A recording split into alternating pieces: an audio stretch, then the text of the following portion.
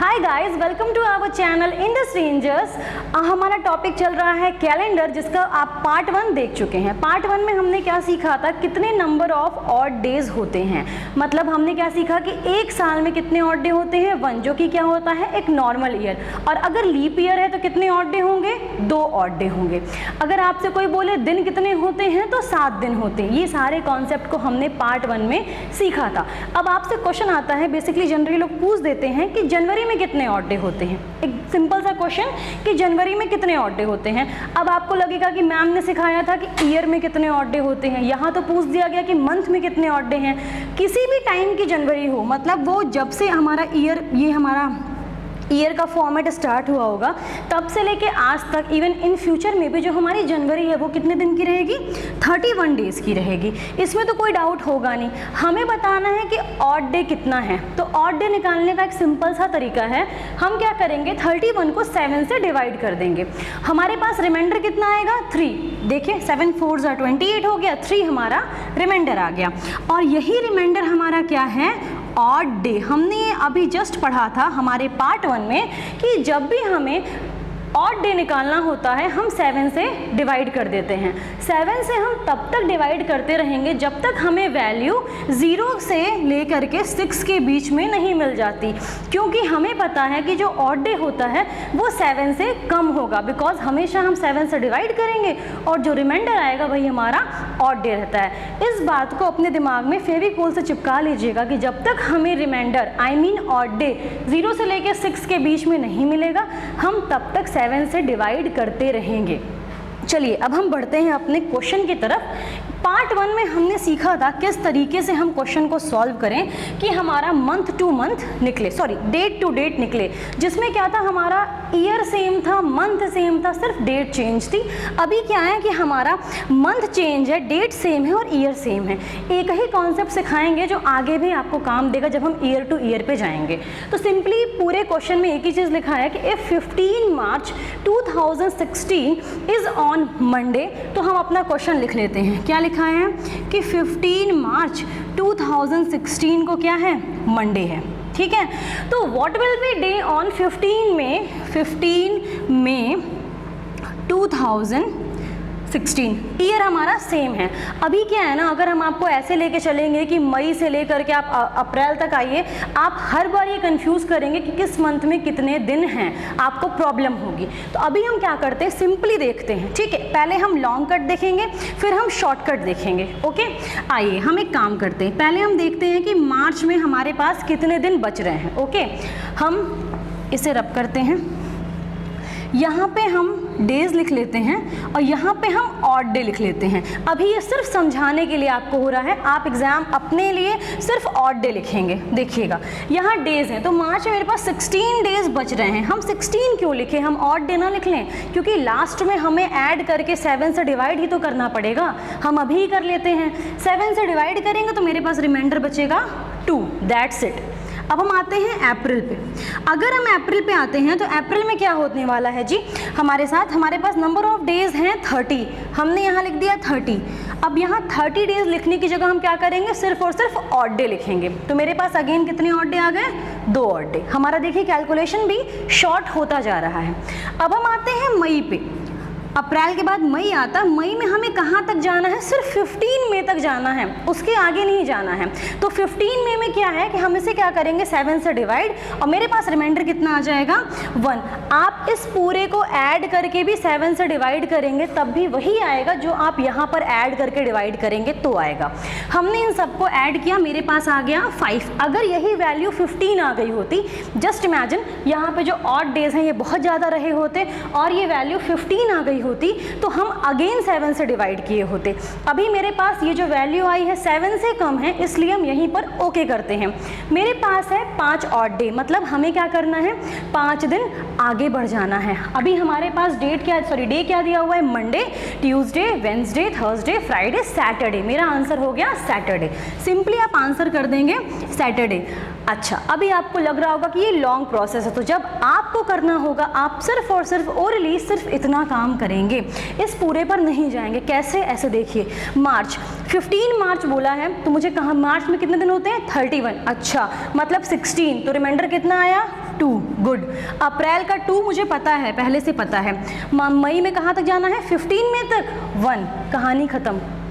अब इस पूरे को 7 से आप डिवाइड करने जाएंगे, इट्स नॉट गुड, ठीक है। इस तरह से हमें क्वेश्चन को क्या करना होता है? सॉल्व करना होता है। अब सपोज दैट इस ऑड डे में मान लीजिए कि यहाँ पे 3 भी रहा होता, ठीक है, एक यहाँ पे 3 भी रहा होता, तो हम क्या करते? 7 के पेयर को वहीं पे कैंसिल कर देते। जैसे कि ये 3 2 5 2 7, तो यहीं पे हम इसे कैंसिल कर देते। हम पूरा लॉन्ग कट प्रोसेस नहीं जाएंगे, 7 7 का पेयर मिलता जाएगा, हम उसे कट करके आगे बढ़ते जाएंगे। चलिए अब इसके बाद हम और आगे बढ़ते हैं। मंथ के क्वेश्चन को लेकर के बहुत सारे कॉन्सेप्ट आते हैं, जैसे कि जब हमें ये ध्यान देना होगा हमेशा करके कि फरवरी कौन सी मिल रही है। जैसे यहाँ पे 2016 था, बट हमें ईयर से कोई मतलब नहीं, बिकॉज ईयर हमारा सेम है। इस तरह से ही मंथ टू मंथ के क्वेश्चन को सॉल्व करते हैं। चलिए अब हम चलते हैं ईयर टू ईयर के क्वेश्चन पे, किस तरह से हम ईयर टू ईयर के क्वेश्चन को सॉल्व करते हैं। अब हम चलते हैं आगे बढ़ते हैं। यहाँ पर क्या है? ईयर टू ईयर है ना। अभी हमने क्या किया है? स्टेप बाय स्टेप काम कर रहे हैं। अभी हमारा डेट सेम है, मंथ सेम है, सिर्फ क्या है? ईयर चेंज, ठीक है।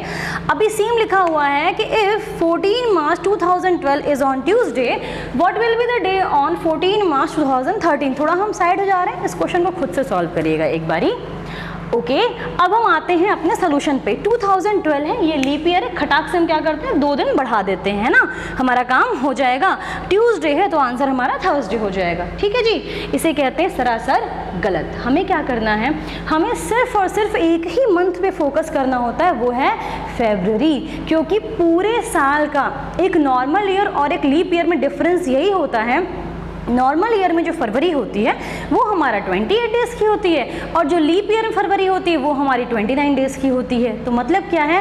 पूरे साल में लोचा कौन कर रहा है? सिर्फ और सिर्फ फरवरी ही कर रही है। तो हमें क्या करना है? बस ये चेक करना है उस पूरे एक साल के टाइम पीरियड में मुझे फेब कौन से ईयर की मिली, लीप ईयर की मिली कि नॉर्मल ईयर की मिली। अभी आप कुछ ऐसा समझिए कि एक बच्चा है, उसका बर्थडे है 14 मार्च को, वो 2012 में 14 मार्च को पैदा होता है, तो अब उसका एक साल कब होगा? 2013 में। तो हम एक काम क्या करते हैं आपको समझाने के लिए, सिंपली यहाँ पे हम ज़रा सा जनवरी फरवरी यहाँ ज़रा लिख देते हैं।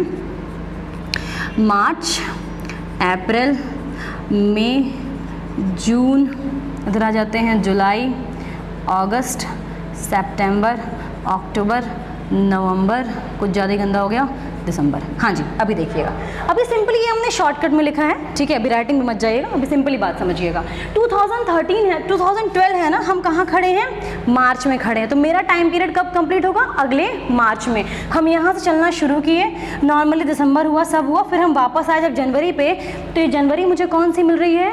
2013 की, न कि 2012 की, क्योंकि 2012 का मार्च से मैंने स्टार्ट किया था। जब जनवरी आया तो मुझे कौन सी जनवरी मिली? 2013 की। इन द सेम वे मुझे फेब भी किसका मिला? 2013 का। इसका मतलब मुझे फरवरी कौन सी मिली है? 28 डेज़ वाली, ना कि 29 डेज़ वाली। तो यहाँ पर मेरा आंसर क्या हो जाएगा? वेडनेसडे, सिर्फ और सिर्फ एक ऑड डे, ठीक। तो मेरा आंसर हो गया वेंसडे। इसी में मान लीजिए यहाँ जो मैंने मार्च लिया है, मार्च की जगह अगर आपके पास रहा होता, सपोज दैट लिखा रहता 21 Feb 2016 is on Tuesday, so what will be the day on 21 Feb 2017। 2016 भी क्या है? हमारा लीप ईयर है। अभी क्या है ना, 21 फेब से हम स्टार्ट कर रहे हैं, तो जब हम आगे बढ़ेंगे सेम कॉन्सेप्ट पे हम जाते हैं। यहाँ पे हमने यहाँ पे जो मंथ लिखा हुआ है इसी को हम फोकस करते हुए देखते हैं। इस बारी क्या है ना, हमारा जो काउंटिंग है वो मार्च से न स्टार्ट होकर के फरवरी से स्टार्ट होगी। भी कितने फरवरी से? 21 फेब से। जब हम 21 फेब से आगे बढ़े तो मुझे 2016 की 29 फेब से मुलाकात हुई थी, उनसे हमने हाय हेलो किया था। तो फिर हम आगे बढ़े, हमारे पास मार्च अप्रैल सब सिंपल मिलता चला गया। सब कुछ किसका था? 2016 का था। फिर जैन आया 2017 का, और फिर 21 फेब आया 2017 का। बेसिकली हमको सिर्फ और सिर्फ एक ही चीज़ का ध्यान देना है कि उस पूरे टाइम पीरियड में, उस पूरे एक सर्कल में हमें कौन सी फरवरी मिली। तो इसमें हमें 29 फरवरी मिली है, इस वजह से इस बारी मेरा आंसर हो जाएगा थर्सडे। आप इस चीज़ को कुछ और एग्जाम्पल से भी समझ सकते हैं। इस पार्ट को हम रब करते हैं, यहाँ पर हम आपको समझाते हैं। मान लीजिए 2 एग्जाम्पल हम आपको देते हैं, दोनों में ही कॉन्सेप्ट अलग अलग रहेगा। यहाँ लिखा हुआ है 1 मार्च 2003 को, सपोज दैट थर्सडे है, सो 1 मार्च 2004 को कौन सा दिन होगा। ये क्वेश्चन नंबर 1 हो गया हमारा, ठीक है। अभी हम क्वेश्चन नंबर 2 पे आते हैं और इस कॉन्सेप्ट को समझते हैं, ठीक। यहाँ पर हमने लिख दिया कि 1 मार्च 2008 को हमारा सैटरडे है, तो 1 मार्च 2009 को कौन सा दिन होगा, ठीक है जी। अब इसमें देखिएगा यहाँ पे 2003 से हम चलना शुरू किए, कहाँ से, 1 मार्च से, ठीक है। अभी ये जो मार्च है, मुझे कौन सा मार्च मिला हुआ है, 2003 का मार्च मिला है। हम यहाँ से बढ़ते गए बढ़ते गए बढ़ते गए, फिर जब हम आए, जनवरी किसकी मिल रही है, 2004 की, फरवरी किसकी मिली, 2004 की। 2004 क्या है, एक लीप ईयर है, जिसमें फरवरी कितने की है, 29 डेज की है। तो अगेन मेरे पास ऑड डेज कितने हो गए, 2 हो गए। तो यहाँ पर मेरा आंसर कितना हो गया, फ्राइडे के आगे सैटरडे। यहाँ पे हमने क्या बोल दिया, सैटरडे, बिकॉज हमें इस पूरे टाइम पीरियड में, अगर आपको मेरी बात में ज़रा भी डाउट लग रहा हो ना, ज़रा एक बार अपने मोबाइल में कैलेंडर ऑन करके ज़रा देखिएगा कि जो बात हम बोल रहे हैं वो सही बोल रहे हैं या बस ऐसे ही हवा में उड़ा रहे हैं, ठीक है। एक बारी कैलेंडर को ज़रा ध्यान से देखिएगा, बहुत ही मज़ेदार कॉन्सेप्ट है, यूँ क्लियर हो जाएगा अगर आपने थोड़ा सा भी कंसंट्रेट किया, ठीक है।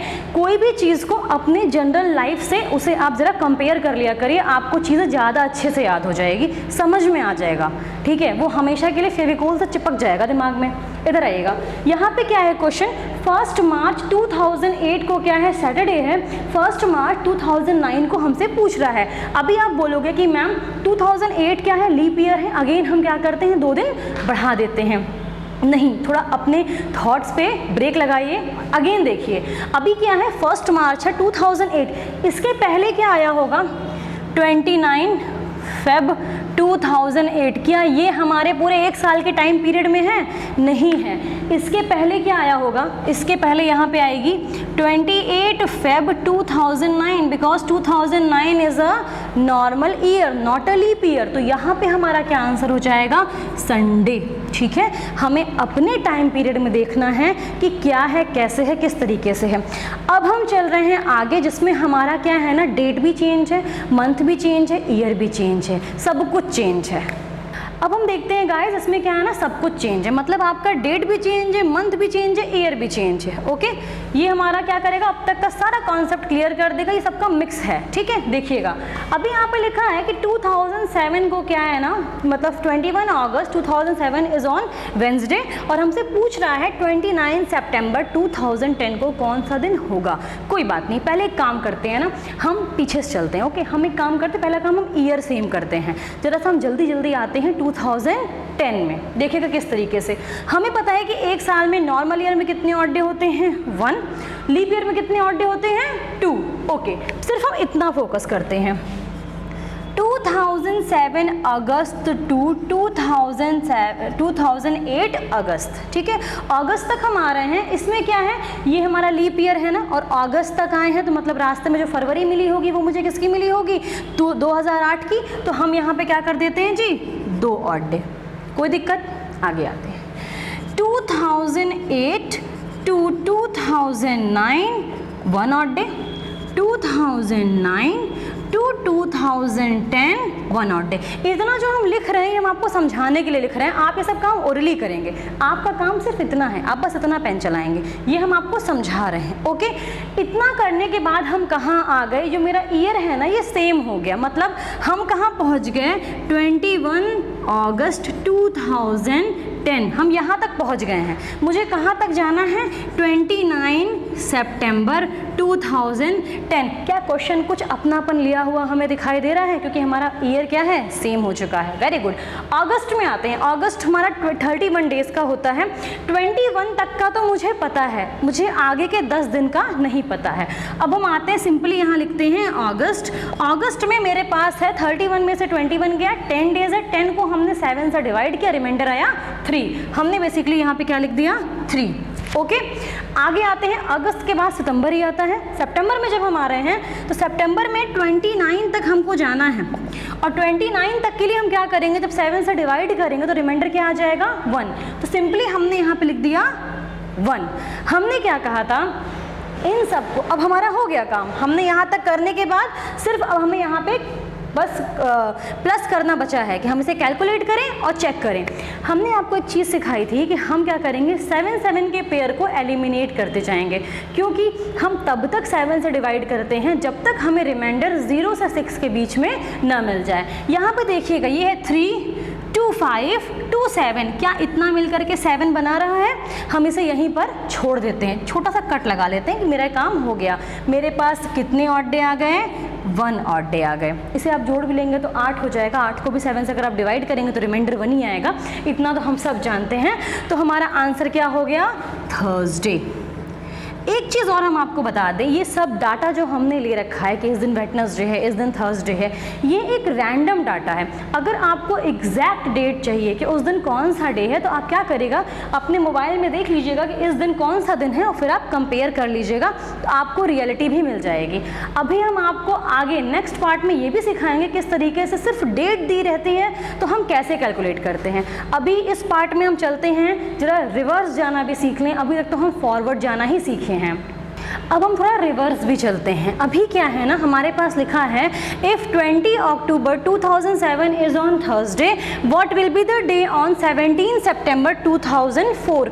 हमारे पास क्या है ना, आगे का डाटा दिया हुआ और पीछे का पूछ रहा है। कोई बात नहीं, क्वेश्चन थोड़ा अटपटा लग रहा होगा, इसी जरा क्वेश्चन को जरा हम अपना बनाते हैं। कैसे बनाएंगे, थोड़ा सा क्वेश्चन में कुछ हम चेंजेस कर देते हैं। कैसे चेंजेस करेंगे जी, इसे ना हम ऐसे लिख लेते हैं, 16 सितंबर 2004 इक्वल्स टू ब्लैंक, और हमने यहाँ लिख दिया 20 अक्टूबर 2007। अभी हमको क्वेश्चन क्या है ना, सॉरी यहाँ पे थर्सडे है, यहाँ पे हम थर्सडे लिख दें। अभी हमें क्वेश्चन ना अपना लग रहा है, क्योंकि ऐसे क्वेश्चन को हमने सॉल्व कर रखा है। और हम डे को कब देखते हैं, बिल्कुल लास्ट में ना, तो अभी हम इसको छुपा देते हैं। इसे क्यों देखना है भाई, हमारे पास जब ऑड डे निकल के आएगा तब हम जाएंगे, तब सोचेंगे क्या करना है। अभी मुझे क्वेश्चन अपना सा लग रहा है, अब हम वही काम करते हैं जो अभी हम करते आए हैं। पहले हम ईयर सेम कर लेते हैं, तो 2004 यहाँ पे हम पूरा लिख दें, 2005 कितने ऑड डे, 1 ऑड डे, क्योंकि 2004 का सितंबर है ना, फरवरी तो बहुत पहले ही बीत गई। फरवरी जो मिलेगी किसकी मिलेगी, 2005 की। In the same way 5 to 6 1 odd day, 6 to 7 again 1 odd day. Okay, यहाँ तक क्या हो गया, हम पहुँच गए 2007 में। अब हमें क्या चाहिए, देखना क्या है, सितंबर हमारा होता है 30 डेज़ का, और सितंबर 16 सितंबर तक दे रखा है। उसके आगे का हमें पता करना है। सितंबर में 0, क्योंकि भाई 14 डेज़ बचे, और 14 का हम अगर 7 से डिवाइड करेंगे तो ऑड डे कितना आ जाएगा, 0, बाकी ख़त्म। अब हम आते हैं अक्टूबर में। अक्टूबर में कितने, कहाँ तक जाना है, 20 अक्टूबर तक। तो 20 अक्टूबर के जब हम 7 से डिवाइड करेंगे तो मेरे पास रिमाइंडर कितना आएगा, 6। हमने यहाँ पे क्या लिख दिया, 6। अब इन सब को ऐड करके हमें 7 से डिवाइड करना है, क्यों ना हम कुछ खुद ही कर लेते हैं। 6 1 7, तो यहाँ तक का तो काम ऑलरेडी हो गया, बच गया क्या, 2। तो मेरे पास ऑड डे कितना आ गया, ऑड डे हमारे सामने है 2, ठीक। लेकिन अभी क्या है ना, मुझे फॉरवर्ड नहीं जाना है, मुझे बैक जाना है, ठीक है। हम आगे क्यों बढ़ें, अभी तक क्या था कि हमारे पास ये वाला डे दिया था, मुझे आगे वाला डेट बताना था तो हम आगे जाते थे। इस बार मुझे आगे वाला दिया है तो हम पीछे चले जाते हैं। थर्सडे में हम 2 दिन घटा देंगे तो मेरे पास क्या आ जाएगा, ट्यूसडे आ जाएगा, simple.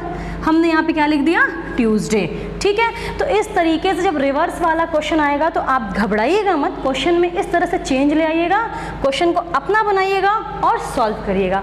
Thank you so much for watching our session. मिलते हैं नेक्स्ट वीडियो में कुछ नए कॉन्सेप्ट के साथ।